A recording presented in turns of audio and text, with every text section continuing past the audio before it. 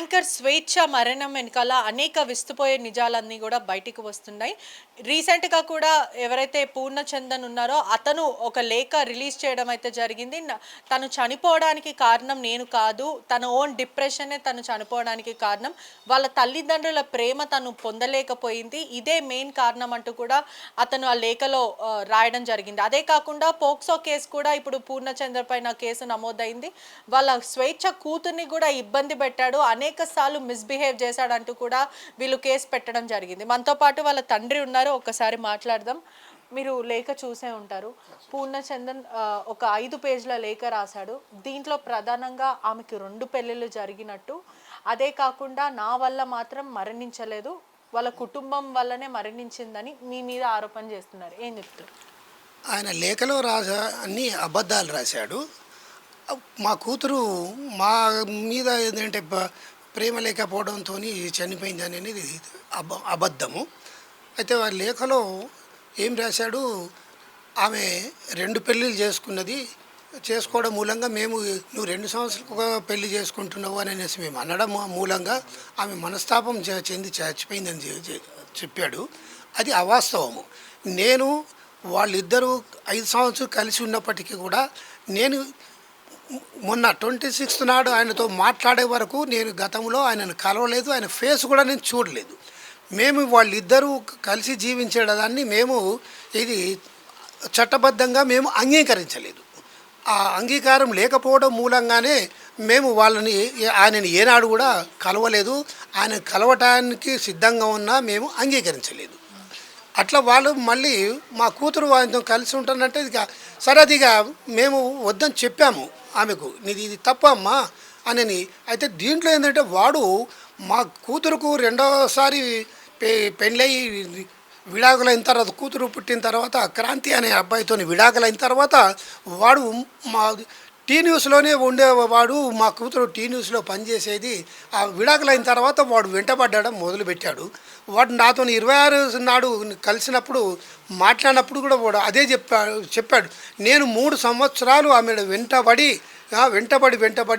నాతో కలిసి జీవించడానికి ఒప్పించుకున్నా. నేను ఆమె మీద నాకు చాలా ప్రేమ, అదంటే నాకు పిచ్చి అనని ఈ పద్ధతులలో వాడు పూర్ణచంద్రకి కూడా ఆల్రెడీ పెళ్ళయింది, 2 పిల్లలు కూడా ఉన్నారు. పెళ్ళయి పిల్లలున్న వ్యక్తితోని సహజీవనం చేయడం కానీ లేకపోతే ఎక్స్ట్రా మ్యాటల్ ఎఫైర్ పెట్టుకోవడం కూడా సమాజం ఒప్పుకోదు. మరి మీరు మందలించారా? మరి ఈ రిలేషన్షిప్ని మీరు కన్సిడర్ చేశారా? ఏం చెప్పారు? మేము రిలేషన్షిప్ కన్సిడర్ చేయకుండా ఉంటేనే కదా ఇప్పటి వరకు వాడు ఫేస్ చూడలేదు, వాడితో మాట్లాడలేదు, చేయలేదు. మా కూతురు కూడా మేము కన్విన్స్ చేయడానికి ప్రయత్నం చేశాము. వద్దు బేట, తప్పు, నువ్వు అట్లా ఒక ఆడపిల్ల జీవితంలోకి నువ్వు ఎంటర్ అవుతున్నావు. అది కాకుండా వాళ్ళు ప్రేమించి పెళ్లి చేసుకున్నారు వాడు భార్యతోని వాడు ప్రేమించి పెళ్లి చేసుకున్నాడు. వాడికి 2 కూతుర్లు, ఒక వేరే 2 పిల్లలు. ఆ 2 పిల్లలు ఉండగా కూడా నువ్వు అట్లా తప్పు అని మా కూతురుకు మేము చెప్పాము. అందు గురించి నువ్వు విడిచిపెట్టుకోమని చెప్తే ఆమె వినలేదు. తర్వాత వాడు ఏంటంటే వాడు క్యారెక్టర్లెస్ మనిషి. వాడు మా కూతురు జీవితంతోనే ఆడుకోవడం కాదు, వాడు టీ న్యూస్లో ఉండి కల్చరల్ వింగ్కు వాడు హెడ్గా ఉండి అక్కడ పాటలు పాడడానికి వచ్చేవాళ్ళని, వీడియో వాటికి వచ్చేవాళ్ళని, వాడు చాలామందిని కూడా ఏంటంటే అమ్మాయిలను వాడు ఇది అసభ్యంగా ప్రవర్తించడమే కాకుండా వాడుకొని కూడా ఏంటంటే వదిలేసిన సంఘటనలు చాలా ఉన్నాయి. వాడు ఒక స్త్రీలోనుడు. వాడు చూసిన తర్వాత వాడు ఇష్టమైన అమ్మాయికి, నచ్చిన అమ్మాయిని వాడు తప్పకుండా ట్రాప్ వేయడానికి వాడు ప్రయత్నం చేస్తాడు. అది వాడు ఏంటంటే వాడికి డబ్బు ఉన్నదని వాడి గర్వము. వాడు డబ్బు సంతోష్ గారి దగ్గర అదే గ్రీన్ ఛాలెంజ్ ఇండియా దాంట్లో వాడు పనిచేస్తాడు. అక్కడ ఉండి ఏంటంటే వీళ్ళిద్దరికి కూడా ఎప్పటి నుంచి పరిచయం ఏర్పడింది? అదే కాకుండా 2009లో మేము కలుసుకున్నామని చెప్పాడు. 2 పెళ్ళిళ్ళైన విషయం నిజమేనా? నిజమే. స్వేచ్ఛ ఫస్ట్ ఒక అబ్బాయిని ప్రేమించింది. ఆ టైంలో మేము అప్పుడు డిగ్రీ చేస్తుంది. డిగ్రీ చేసే సమయంలో ప్రేమించింది ఓ అబ్బాయిని. అది కూడా ఏంటంటే మేము తెలంగాణ ఉద్యమంలో మేము ఏది మాది బుక్ షాప్ ఉన్నది సాచరా బుక్ మార్క్ అని ఆ ఉద్యమంలో ఏది లిటరేచర్ సప్లైలో మాది కీలక పాత్ర. ఆ సందర్భంలో మేము వేలాది క్యాసెట్లను సీడీలను మేము రిలీజ్ చేశాము తెలంగాణకు సంబంధించినవి. అక్కడ స్టూడియోలో రికార్డింగ్కు పోయినప్పుడు ఆ స్టూడియో ఓనరు ఆపరేటరు ఆయనతో ఈమెకు పరిచయం ఏర్పడి ఆమె పెళ్ళికి సిద్ధమైంది. అప్పుడు కూడా వద్దమ్మా అని చెప్పినాము. నువ్వు పీజీ చేసిన తర్వాత నువ్వు నీ కాలం మీద నువ్వు నిలబడ్డప్పుడు పెళ్లి చేసుకోమని చెప్తే ఆమె వినకుండా తర్వాత ఇంట్లో నుండి వెళ్ళిపోయి మ్యారేజ్ చేసుకున్నది. తర్వాత మేము దగ్గరికి తీసినాము. అట్లా కొంతకాలం గడిచిన తర్వాత ఆ అబ్బాయి మెవులు పెట్టాడు, నువ్వు పంజాబీ డ్రెస్ వేయొద్దు, నువ్వు ప్యాంట్లు వేయొద్దు, నువ్వు చీర కట్టుకోవాలా, నువ్వు బొట్లు పెట్టుకోవాలా, ఇవన్నీ నగలన్నీ వేసుకోవాలా అట్లా అని ఫోర్స్ చేస్తే అవి నాకు నచ్చవు, నాకు అది అలవాటు లేదు అని అంటే వాళ్ళిద్దరి మధ్యన మళ్ళీ గొడవలయ్యి ఆయనతో విడాకులైపోయింది.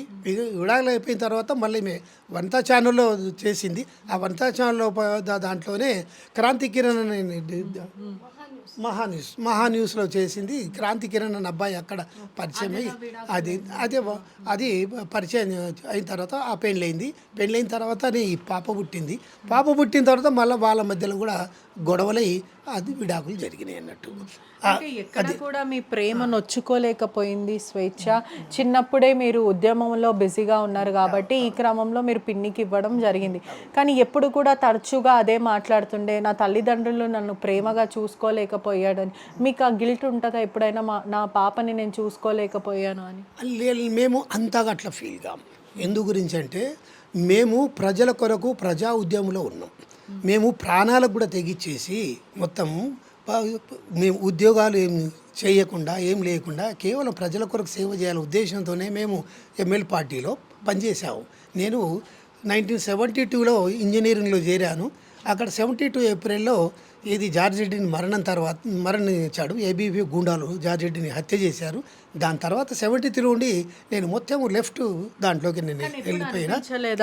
నేను నా కూతురికి ప్రేమను పంచలేకపోయాను అని ఎప్పుడు అనిపించింది. ఉన్నప్పటికీ కూడా ఏంటంటే మా సొంత ఒక కూతురు బాధ కంటే మొత్తం సమాజం బాధ, కూతురు సమాజంలో భాగమే అని ఆ విధంగా భావించాము. మీతో మాట్లాడిందా? మిమ్మల్ని నేను చాలా మిస్ అయిపోయాను మాట్లాడింది. మేము కూడా ఏంటంటే అందరినీ అందించలేకపోయామనేది మాకు కూడా ఆ బాధ ఉంటుంది. కానీ ఈ బాధ కంటే మేము సమాజంలోకి బాగు చేయాలనే ఉద్యోగం ఒక ఉన్నతమైన ఆశయంతో ఉన్నాం కదా. ఉన్నతమైన ఆశయంలో ఇది చిన్న విషయంగానే కనబడుతుంటుంది. మనకు ఒక ఫ్యామిలీ సింగిల్ ఫ్యామిలీగా చూస్తే ఇది పెద్దగా అనిపిస్తుంది. మొత్తం ఓవరాల్ సమాజంగా చూసినప్పుడు ఇది చిన్న విషయంగానే అనిపిస్తుంది. చెప్పాము. అయితే మా కూతుర్ని 10th వరకు వాళ్ళు పెంచారు. 10th అయిపోయే వరకు 78లో నేను పార్టీలో ఏది నాయకత్వంతో విభేద ఏర్పడి 1978లో ఏంటంటే నేను ఉద్యమంలో నుండి బయటకు వచ్చాను. అప్పుడు మా వైఫ్ నేను ఉద్యమంలో ఉంటే నీ ఇష్టమని నువ్వు ఉండమని చెప్పాను. నేను బయటకు వచ్చే సమయానికి మా కూతురుది 10th అయిపోయింది. ఇంటర్మీడియట్ నుండి మేమే తెచ్చిపెట్టుకున్నాం. మా దగ్గరే పెట్టుకొని ఆమెను గుంటూరులో వాసవి కాలేజీలో ఇంటర్మీడియట్ చేయించాము. అక్కడ ఇంటర్ అయిపోగానే మళ్ళీ డిగ్రీ నుండి మా దగ్గరే ఉన్నది. మొత్తం కోటి ఉమెన్స్ కాలేజీలో జాయిన్ అయింది, మా దగ్గరే ఉన్నది. ఏం చెప్తారంటే ఇక్కడ కూడా నేను వీళ్ళిద్దరిని చాలా మంచిగా చూసుకున్నాను. పాప స్కూలింగ్ కూడా నేనే చదివించాను. దాదాపు పాప మెచ్యూర్ ఫంక్షన్ అప్పుడు కూడా 5 లక్షల రూపాయల వరకు నేనే ఇచ్చాను. వీళ్ళ మంచి చెడులంతా కూడా నేనే చూశానంటూ నేను ఎక్కడ కూడా తనని తను పెళ్లి చేసుకోమని అనింది, కానీ నేను ఏమీ అనలేను అని అంటున్నాడు. అది అవాస్తవము. పాపను వాడు బాగా చూసుకోలేదు. తర్వాత ఏంటంటే పాపని దీంట్లో రాశాడు, నేను స్కూల్లో జాయిన్ చేశాను అని దీంట్లో రాసిండు.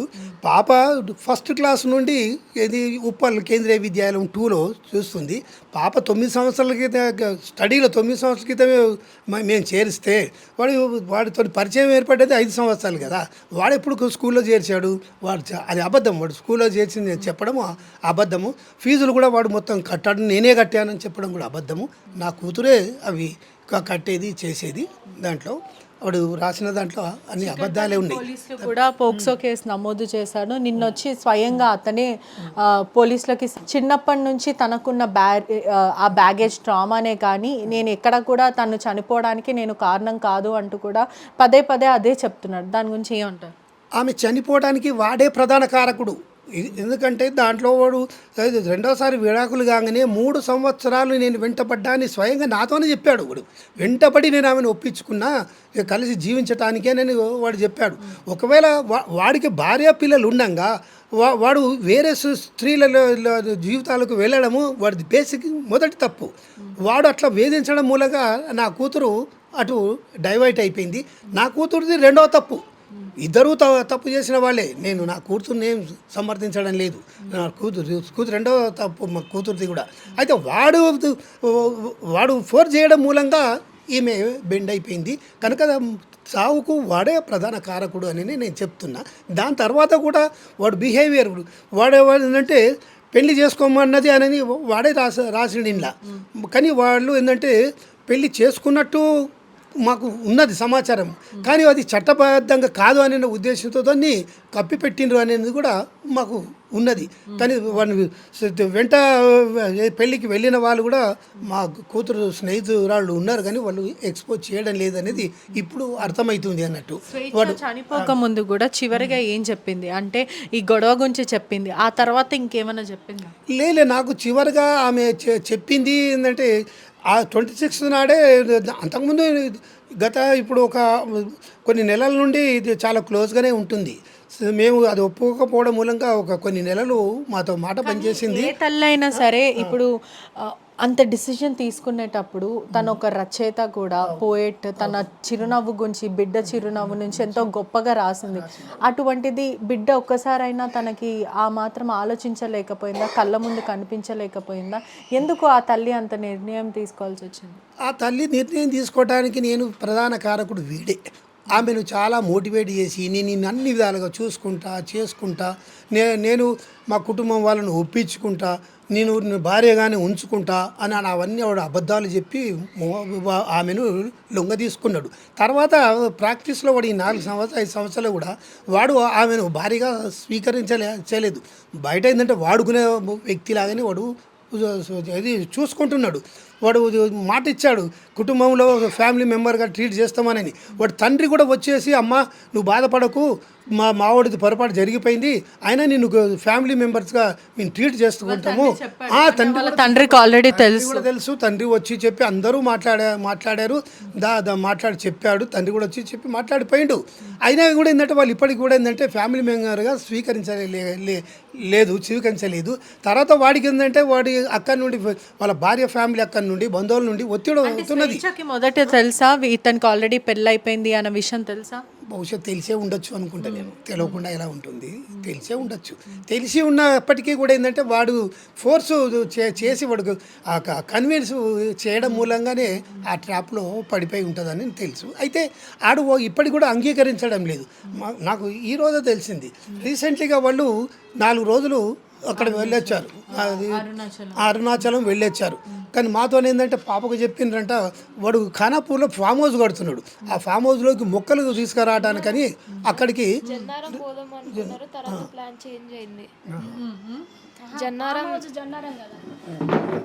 అది రాజమండ్రి వెళ్దామని ప్లాంట్స్ కోసం అక్కడ ఫామ్ హౌస్లో ప్లాంట్స్ కావాలి కదా, దానికోసం తీసుకురావడానికి వెళ్తామన్నది. తర్వాత మార్నింగ్ ప్లాన్ చేంజ్ అయింది, అరుణాచలం వెళ్తున్నామని నాకు అమ్మ చెప్పింది. అది ఎక్కడ అమ్మ అని అంటే తమిళనాడు అని చెప్పింది అమ్మ. నేను చిన్నప్పటి నుంచి అడుగుతున్నా కదా కేరళ ఇంకా తమిళనాడు తీసుకోవచ్చు కదా అంటే, అట్లా కాదు తమిళనాడు కాదు, వేరే సైడ్ అని అన్నది అమ్మ. కార్లో కూడా వెళ్తుంటే మాట్లాడుతుంది, తమిళనాడు కాదు వెళ్ళేది అని. నన్ను కన్విన్స్ చేయడానికి మళ్ళీ నేను బాధపడతా అని చెప్పి అట్లా చెప్తుంటే వెనక నుంచి అంటే కాల్లో వినిపిస్తుంది కదా, మనం పోయే తమిళనాడువే అంటున్నాడు కాల్లో నుంచి, నేను ఫీల్ కావాలని చెప్పేసి.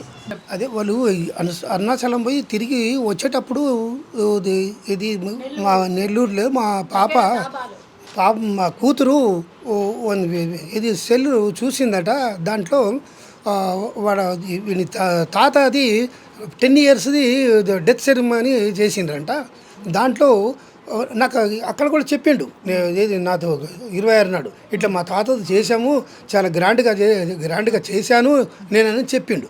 అయితే దాంట్లో ఏది వాడి సెల్లులో ఆ ఫోటోలో ఏంటంటే ఈమె లేదు కదా, ఈమెను పిలకుండా చేసుకున్నారు. అయితే మా కూతురు ఏంటంటే నీ చేసుకున్నారు నన్ను పిలవలేదు ఎందుకు అని ఆమె బాగా మనస్తాపం చెంది నన్ను ఫ్యామిలీ మెంబర్గా ట్రీట్ చేస్తున్నాం అంటూనే నన్ను మీరు ఏది ఇగ్నోర్ చేసేస్తున్నారు అని చెప్పి ఏంటంటే బాధపడి ఆమె కాళ్ళకి వెళ్ళిపోయి ఇది బస్ స్టాండ్లోకి వెళ్ళిపోయిందట అని ఇప్పుడు తెలిసింది నాకు ఆ విషయం. అంటే వాళ్ళ భార్యకి కూడా తెలుసా వీళ్ళిద్దరు కలిసి ఉన్నట్టు? ఇది తెలుసా వాళ్ళ భార్యకి? తెలుసు. అయితే భార్య కూడా యాక్సెప్ట్ చేయలేదు, ఇప్పటికి కూడా యాక్సెప్ట్ చేయలేదు.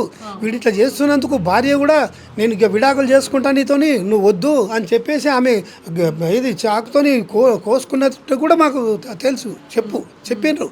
అయితే ఆమె కూడా యాక్సెప్ట్ చేయలేదు, వాళ్ళ బంధువులు కూడా యాక్సెప్ట్ చేయలేదు. వాడు ఆ టార్చరు అది అక్కడ కూడా ఎదుర్కొంటున్నాడు. ఆ టార్చర్ అక్కడ అటు ఇక్కడ ఇటు నాకు అది కూడా చెప్పాడు మొన్న.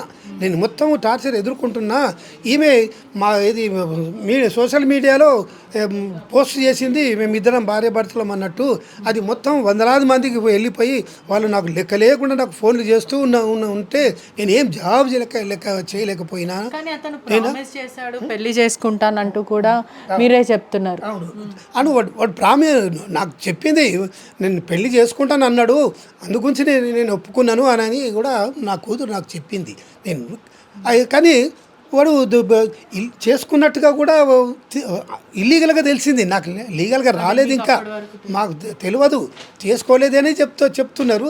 చేసుకున్నట్టుగా తెలిసింది, కానీ చేసుకున్నవాడు ఏది మరి ఓపెన్గా చేసుకున్నట్టు కూడా డిక్లేర్ చేస్తలేడు. చందన్ ఎటువంటి వ్యక్తి అంటే తరచూ మీ ఇంటికి వచ్చేవాడు, ఏమంటుండే అతని బిహేవియర్ ఎట్లుంటుండే? అమ్మని ఏమైనా ఇబ్బంది పెట్టేవాడా ఏంటి? అంటే చిన్న చిన్న వాటికి అమ్మ అంటే నార్మల్గా ఫుడ్ విషయంలో కానీ అంటే కొంచెం డిఫరెంట్ టేస్ట్స్ అట్లా ఉంటాయి కదా, ఒక్కొక్కసారి అమ్మ చిన్న చిన్న వాటికి జస్ట్ టేస్ట్స్ వల్ల డిసప్పాయింట్ అయ్యేది అప్పుడప్పుడు. అంటే అమ్మకు వేరేది తినాలని ఉంటే అతను వేరే చెప్తే అమ్మ సరేలే అని ఆయన కోసం వేరేది వండేది. అట్లా మళ్ళీ ఏదన్నా సెలెక్ట్ చేసుకోవాలన్నా బ్యాగ్స్ కానీ లేకపోతే ఏదైనా జ్యువెలరీ కానీ అమ్మకు నచ్చింది వేరేది ఉంటే ఆయనకు నచ్చింది తీసుకునేది అడిగితే. ఆయన కోసం అమ్మ కాంప్రమైజ్ అయ్యి అమ్మకు నచ్చింది వదిలేసి ఆయన చెప్పింది తీసుకునేది. అంటే నీ పట్ల ప్రవర్తించిన విధానం ఎట్లుంటుంది? మిస్బిహేవా లేకపోతే ఎట్లా మంచిగా చూసుకునేవాడా ఎట్లా? అమ్మ ముందర మంచిగా చూసుకున్నట్టు యాక్ట్ చేసేవాడు, నాతో మాత్రం బ్యాడ్ టచ్ చేసిండు,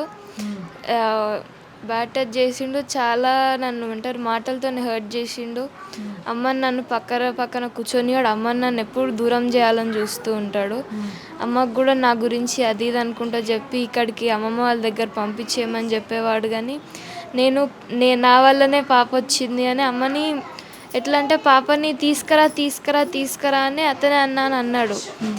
నేను వెళ్ళిన తర్వాత ఇట్లా బిహేవియర్ ఇట్లా అయిపోయింది అని నేనే తీసుకురమ్మన్నా అని అన్నాడు. మళ్ళీ తర్వాతనేమో అతనే మొత్తం ఇట్లా బిహేవియర్ చేంజ్ చేస్తూ ఉన్నాడు. ఆయననే మళ్ళీ వెళ్ళిపోమని, నీ వల్లనే గొడవ అయింది అది ఇది అనుకుంటా అనేవాడు. చాలా బ్యాడ్ బిహేవియర్ ఉండేది. ఎప్పుడు ఏదో ఒకటి ఎవ్రీడే ఏదో ఒక మాటల వల్ల నన్ను హర్ట్ చేసేవాడు. అమ్మని ఏమన్నా కానీ అమ్మ హర్ట్ అయినా కానీ ఏమనకపోయేది. అమ్మ ఏదున్నా కానీ ఫన్నీ వేలో తీసుకునేది, ఏమన్నా కానీ అమ్మ చాలా నమ్మేది ఆయనని. అంటే అబ్యూజివ్ బిహేవియర్ చేసేవాడా మీ పట్ల? అంటే మీ అమ్మకి మీరు ఎప్పుడు చెప్పలేదా ఇట్లా గుడ్ టచ్ బ్యాడ్ టచ్ చేయడం కానీ, లేకపోతే మీ దగ్గరకు వచ్చి అబ్యూజివ్ బిహేవియర్ చేసినప్పుడు మీ మదర్కి మీరు చెప్పారా ఇట్లా జరుగుతుంది అని? ఏమన్నారు మీ మదర్? నేను అమ్మకి చెప్పినా కానీ అమ్మ నమ్మలేదు అసలు. అమ్మకి చెప్పినా అమ్మ నమ్మలేదు. అట్లాంటోడు కాదు, నీకు అట్లా అనిపిస్తుంది, అమ్మమ్మ తాతయ్య వాళ్ళు నీకు అట్లా చెప్పారు కాబట్టి నీకు అట్లా అనిపిస్తుంది అని అన్నారు. కానీ అమ్మమ్మ తాతయ్య ఏం చెప్పలేదు. ఆయన మంచోడు కాదు అని మాత్రం అమ్మమ్మ వాళ్ళు అదొక్కటి చెప్పారు, జాగ్రత్త బెట అని చెప్పారు అంతే. నేను కూడా అట్లా ఏమీ అనుకోలేదు. కానీ తీరా చూసేసరికి ఇష్టం వచ్చినట్టు టచ్ చేయడము ఎక్కడ పడితే అక్కడ, లేకపోతే ఏదో ఒకటి నాకు ఎగ్జామ్స్ ఉన్నా కానీ నెక్స్ట్ డే టెస్ట్ ఉన్నా, లేకపోతే నాకు ఓపిక లేకపోయినా అంటే మెన్స్ట్రుయేషన్ అప్పుడు కడుపు నొప్పి, బాడీ పెయిన్స్, క్రాంప్స్ ఉన్నప్పుడు కూడా బిర్యానీ చేయమని. నెక్స్ట్ డే మ్యాథ్స్ ఎగ్జామ్, నేను మ్యాథ్స్లో కొంచెం ఎక్కువ నాకు ఇంట్రెస్ట్ లేదు. మ్యాథ్స్ ఎగ్జామ్ కోసం నేను ఈసారన్నా మంచి మార్క్స్ తెచ్చుకుందాం, అమ్మని హ్యాపీ చేద్దామని చదువుకుందాం అనుకుంటే బిర్యానీ చెయ్యని. బిర్యానీ కోసం ఇంకా అమ్మ కూడా ప్లీజ్ బెటా చెయ్యి నేను నీకు బిర్యానీ కూడా చేస్తావా? ఓకే, కుకింగ్ చేస్తాను. ఓకే. ఇంకా 4-5 అవర్స్ కిచెన్లోనే ఉండి అవి కట్ చేసి అది చేసి వాటిని మ్యారినేట్ చేసి అవన్నీ చేసి 4-5 అవర్స్ తర్వాత ఇంకా ఓపిక ఎక్కడ ఉంటుంది చదువుకోవడానికి. అప్పుడు ఎవ్రీ టైం ఇట్లనే ఎగ్జామ్స్ ఉన్నప్పుడు ఏదో ఒక గొడవ అయ్యేది.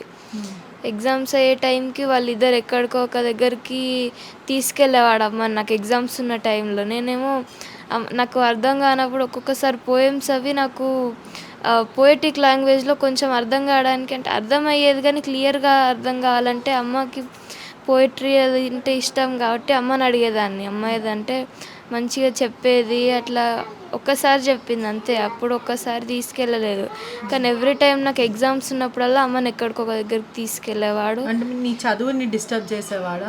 చదువుని డిస్టర్బ్ చేసేవాడు. నన్ను అమ్మని ఎప్పుడు సపరేట్ చేయాలని చూసేవాడు. ఎందుకు ఆ ఇంటెన్షన్ ఎందుకు కలిగింది అతనికి?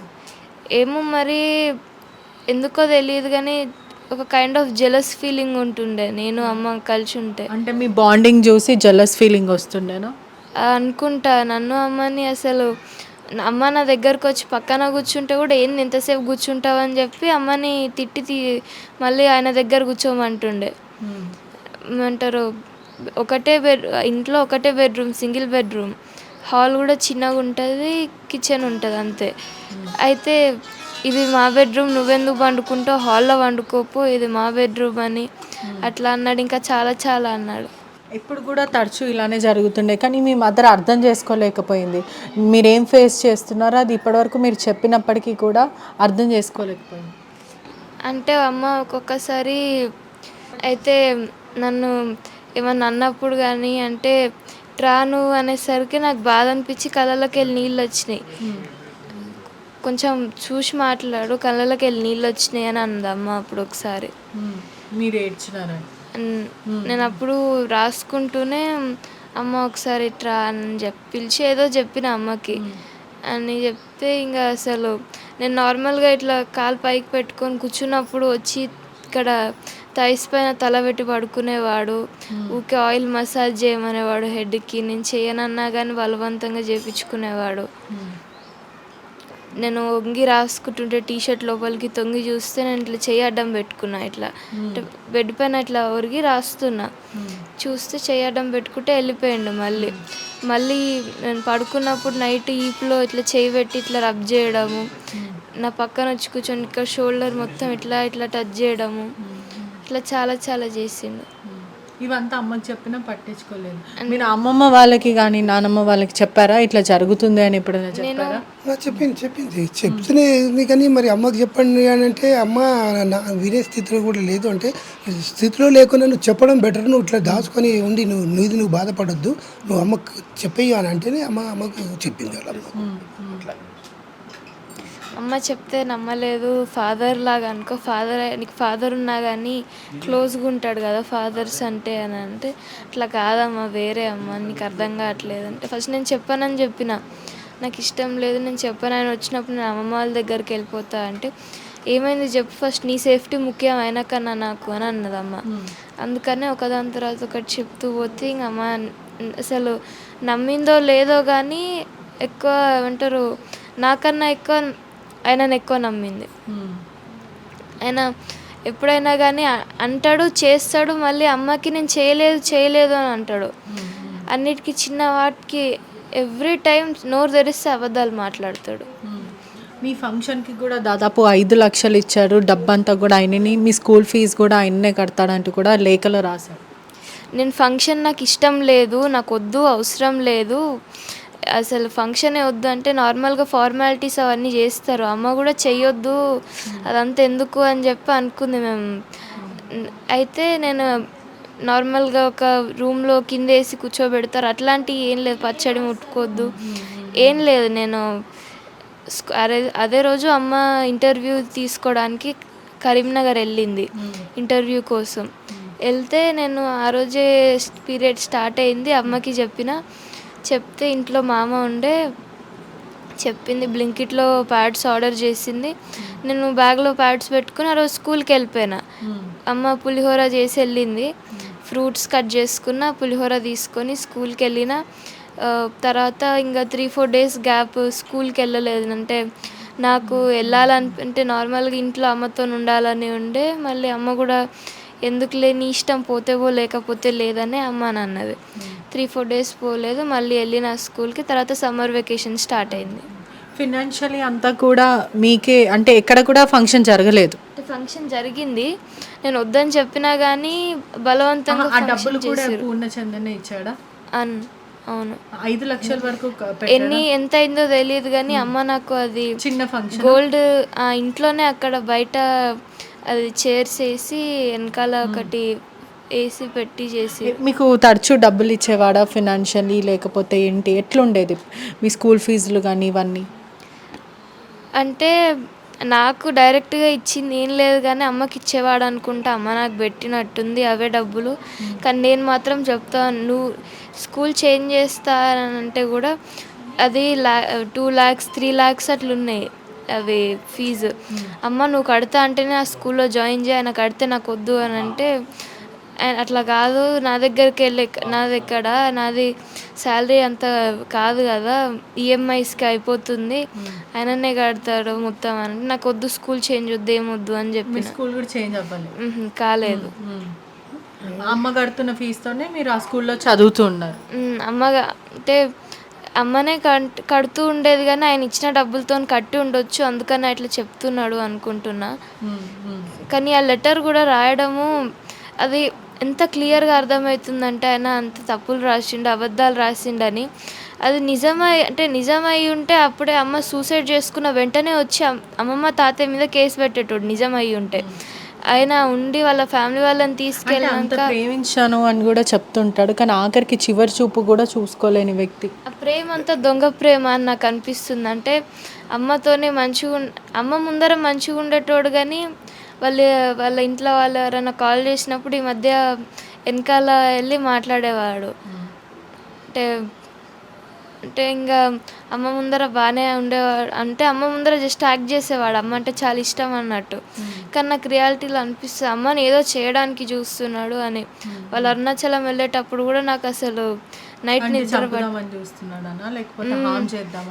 హామ్ చేద్దామని చూస్తున్నట్టున్నాడు. అమ్మ వాళ్ళ వైఫ్ని వదిలేయమంటుంది కదా. అంటే స్టార్టింగ్లో ఆయననే నేను ఆమెకు డివోర్స్ ఇచ్చేసి నేను చేసుకుంటా అని ఆయననే అమ్మకి చెప్పిండు. అమ్మ కూడా అప్పుడు ఎమోషనల్గా వీక్ ఉండే కాబట్టి అమ్మ ఎక్కువ నమ్మేసింది అమ్మ. ఇంకా అప్పుడు నమ్మేసింది. ఆయననే ఫస్ట్ చెప్పిండు నేను డివోర్స్ ఇచ్చేసి నీతోనే ఉంటా, నీకు అమ్మ వద్దు నాకు అవసరం లేదని గొడవైనప్పుడల్లా నీకు ఇల్లు కొనిస్తా, పెద్ద ఇల్లు కొనిస్తా. అంటే అమ్మకి ఎట్లా అంటే పవర్ ఉండాలి, స్ట్రాంగ్ ఉండాలి, పెద్ద ఇంట్లో ఉండాలి, ఒక 6 cars ఉండాలి, పెద్ద పెద్ద డాగ్స్ ఉండాలి, సెక్యూరిటీ ఉండాలి, అట్లుండేది అమ్మకి.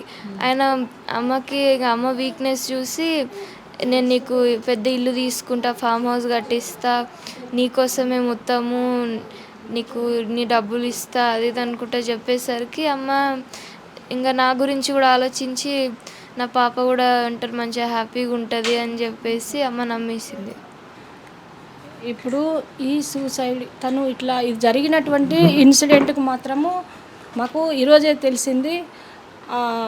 మొన్ననే వాళ్ళు చెప్పాడంట ఫోన్ చేసి, మా పాపను పెంచినటువంటి వాళ్ళకి ఏంటంటే గొడవ ఆ రోజు ఏదైతే పెట్టుకున్నారో ఆ రోజే కాల్ చేసి, మేము టూర్కి పోయి వచ్చేటప్పుడు నెల్లూరుకు దగ్గర ఒక దాబాలో మేము తినడానికి దిగినాము, ఆమె తినడానికి రమ్మంటే రాలేదు, మేమే పోయి తిని వచ్చేసరికి కారులో తను లేకపోయేసరికి మేము అక్కడ అంతటా వాళ్ళని అడిగితే ఇక్కడ ఒక బస్సు వచ్చింది మరి అని చెప్పితే వాళ్ళు బస్ స్టాండ్కి పోయేసరికి ఆమె బస్ స్టాండ్లో ఉన్నది. బస్ స్టాండ్లో ఉంటే తను హైదరాబాద్ రావడానికి బహుశా తను అయితే ఏదైతే ఈ ఫోటో అని ఇప్పుడు మా హస్బెండ్ చెప్పాడు కదా, ఆ ఆ ఫ్యామిలీ ఫోటో అనేది తను ఫామ్ హౌస్లో చేసుకున్నటువంటి 10 సంవత్సరాల తర్వాత వాళ్ళు ఏదో ఫంక్షన్ చేసుకొని ఆ ఫోటోను తను చూసి చాలా ఏంటంటే అరే ఇప్పటికీ కూడా ఇన్ని సంవత్సరాల నుంచి ఇట్లా చేస్తూ ఇప్పుడు కూడా నాకు చెప్పకుండా నాకు ఏ ఒక చిన్న దగ్గర కూడా ఆయన బయట వాళ్ళు ఏంటంటే ఒకసారి కాశీకి పోయినప్పుడు దండలు వేసుకున్నారట, ఒకసారి విజయవాడ కనకదుర్గ గుడిలో వాళ్ళు చేసుకున్నారు. ఆడ ఏంటంటే ఆయన ఫోటో అనేది కట్ చేసి ఆమె ఫోటోను కొంతమందికి తను ఫ్రెండ్స్కి దగ్గర వాళ్ళకి షేర్ చేసుకున్నది.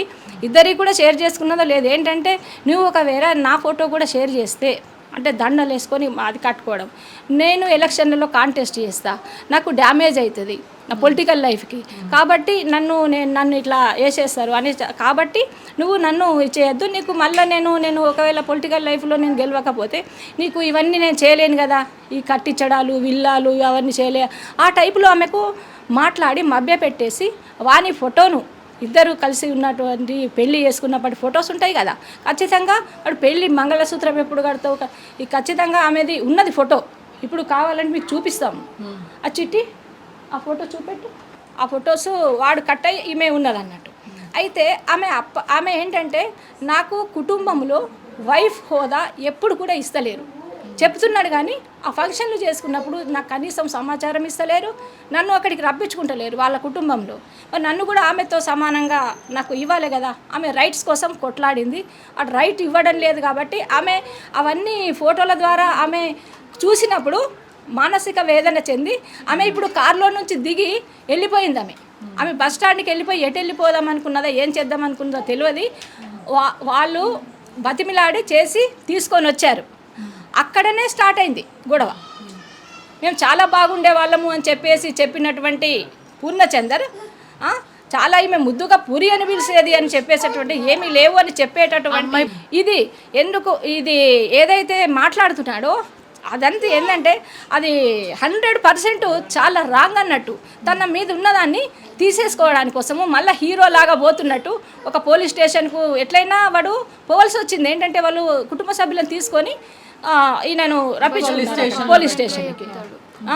అందుకోసమని అంటే ఒక్క నిమిషం అండి, అంటే ఒక అబద్ధపు దాన్ని కూడా వాడు నేను అబద్ధాలే చదివే వాళ్ళకి అనిపిస్తాయి అని తెలియలేనంత, అంటే ఆ దాంట్లో వాడు ఇంత జరిగిపోయింది కదా అని చెప్పేసి వాడు కన్ఫ్యూజన్లో, అంటే చూసే వాళ్ళకి చదివే వాళ్ళకి తెలుస్తుంది కదా. 5 సంవత్సరాల నుంచి నువ్వు ఆమెతో ఉంటే ఈ అమ్మాయికి 9 ఇప్పుడు 9th క్లాస్ అవుతుంది, 9 సంవత్సరాల క్రితమే అమ్మాయి స్కూల్లో జాయిన్ అయింది, వాడే జాయిన్ చేసి నేను చెప్పడం అబద్ధం కదా. ఆ లెటర్లో అట్లా మొత్తం అబద్ధాలని చదివే వాళ్ళకి కూడా తెలుస్తుంది అన్నట్టు.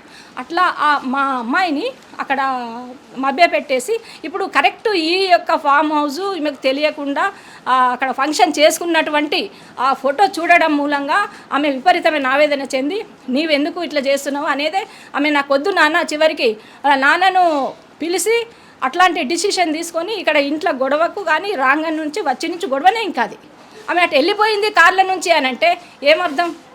ఇప్పుడు అక్కడ ఆ లోపట్నే ఆమె ఇంకేదో బస్ కోసం వెయిట్ చేస్తుందేమో, ఆమె బస్సుకి వెళ్ళిపోయేది కదా, అక్కడ బస్ స్టాండ్ నుంచి కూడా వెళ్ళిపోయేది ఆమె. వీళ్ళు పోయేసరికి బస్ స్టాండ్లో కూడా ఉండకపోయేది కావచ్చు, ఉన్నది కాబట్టి బతిమిలాడి తీసుకొచ్చుకొని మళ్ళీ ఇక్కడికి తీసుకొచ్చారు, ఎందుకంటే వాళ్ళ మీద డ్యామేజ్ వస్తుందని చెప్పేసి అట్లా అన్నట్టు. ఇది కారణం, ఇది కారణం అనిపించింది నాకు. నైటే ఎందుకు అనిపించిందో అసలు ఏమైందో తెలియదు, కానీ లోపల ఇన్నర్ ఫీలింగ్ హార్ట్కి అనిపించింది నాకు.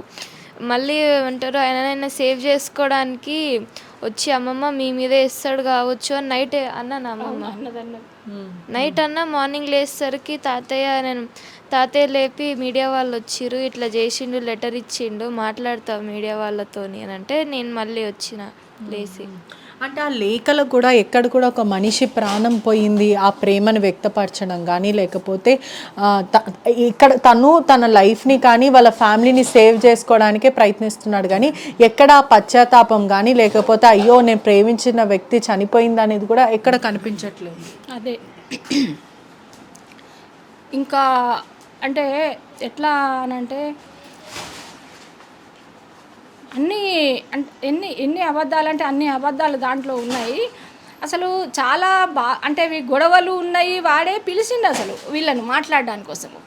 నేను అంటే ఇక ఎక్కడిదక్కడ అయిపోయేటప్పుడు తల్లిదండ్రులకు అప్పచెప్పాలి కదా అనే దాంతో పిలిచాడు. పిలిచిన తర్వాత తండ్రి ఆ పాప మీద ఈయన లేనిపోని అంటే మాట్లాడినటువంటి విషయాలను కూడా నెట్టేయడానికి కోసము, వాళ్ళు తప్పుకోవడానికి కోసము అట్లా ఆరోపణలు చేసి తప్పుకుందామని అట్లా ఆమెను ఏదో ఉన్నది అదే ఉన్నది ఇది ఉన్నది అని చెప్పేసి అట్లా మాట్లాడుతున్నాడు.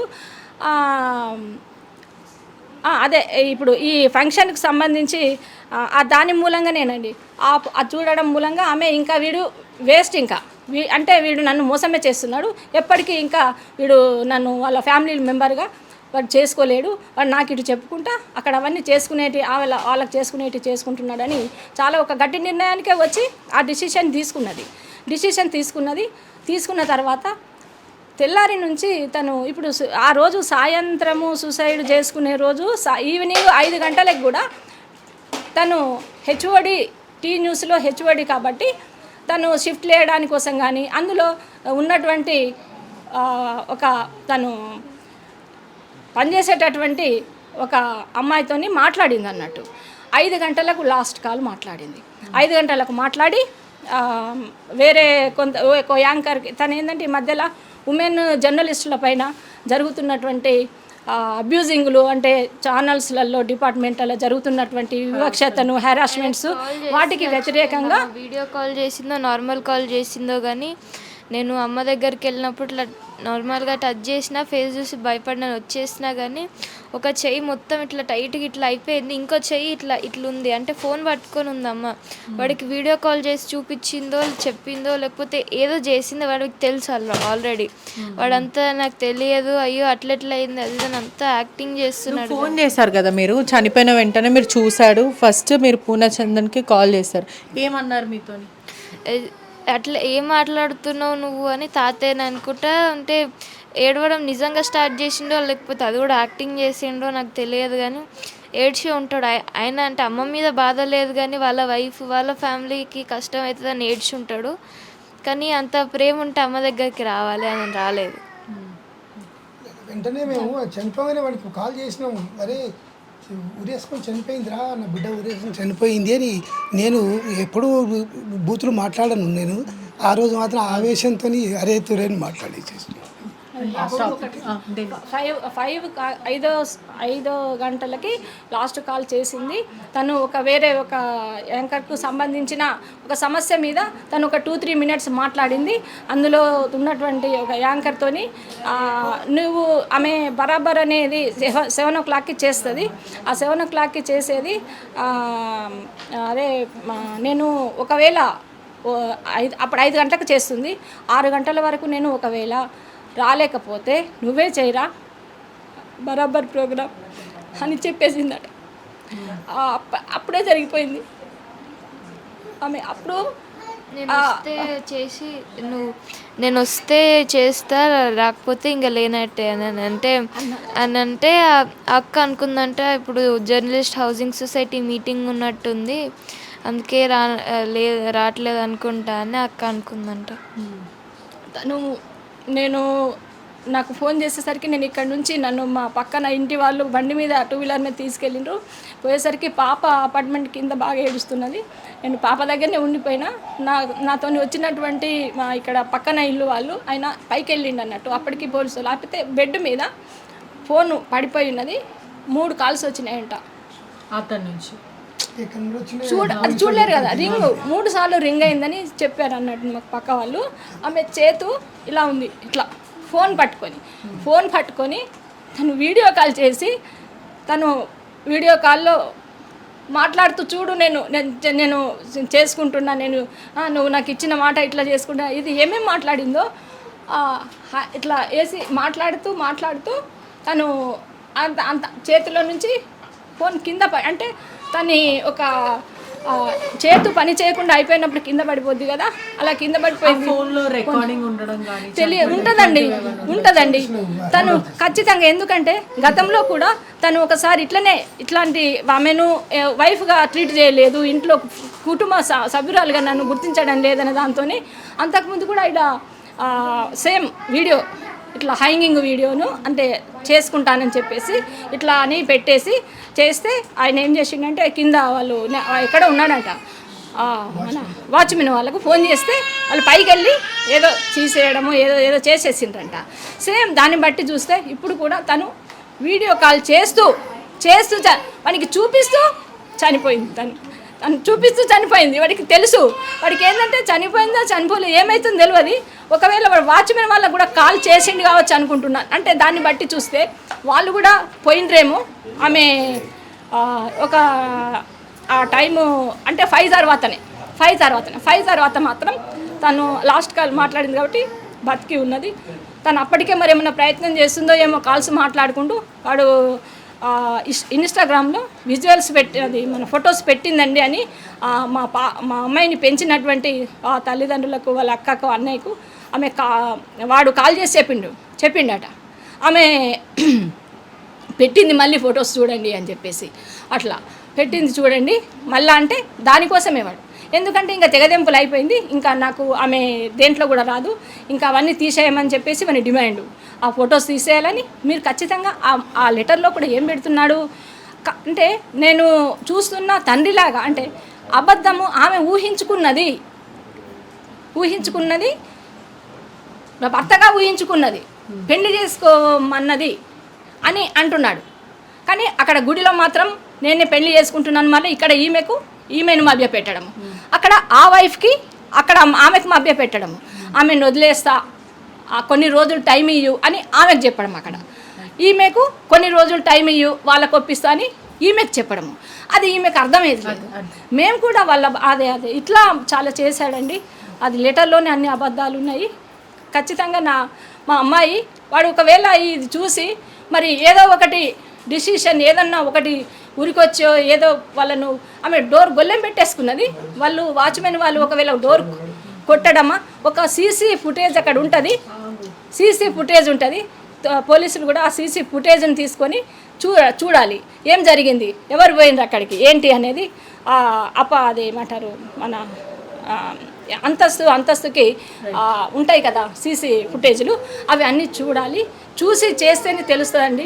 ఇది వాడికి చూపిస్తూ నేనైతే చాలా కుటుంబ సభ్యులు కూడా ఎంత ఆవేదన వ్యక్తం చేస్తున్నారు. వాళ్ళ బాధ వర్ణాతీతంగా మారింది. మా కూతుర్ని ఎంతో అబద్ధపు మాటలు చెప్పి తనని మోసం చేసిందంటూ కూడా కుటుంబ సభ్యులు మాట్లాడుతున్నారు. అదే కాకుండా స్వేచ్ఛ కూతుర్ని కూడా అనేక సార్లు ఇబ్బంది పెట్టడము, అబ్యూజ్ చేయడము, బ్యాడ్ టచ్ చేయడం ఇదంతా కూడా చేశాడు. సభ్యులు మాట్లాడుతున్న పరిస్థితి కనిపిస్తుంది. అసలైన తొలి వెలుగు. Follow WhatsApp @తొలి వెలుగు official.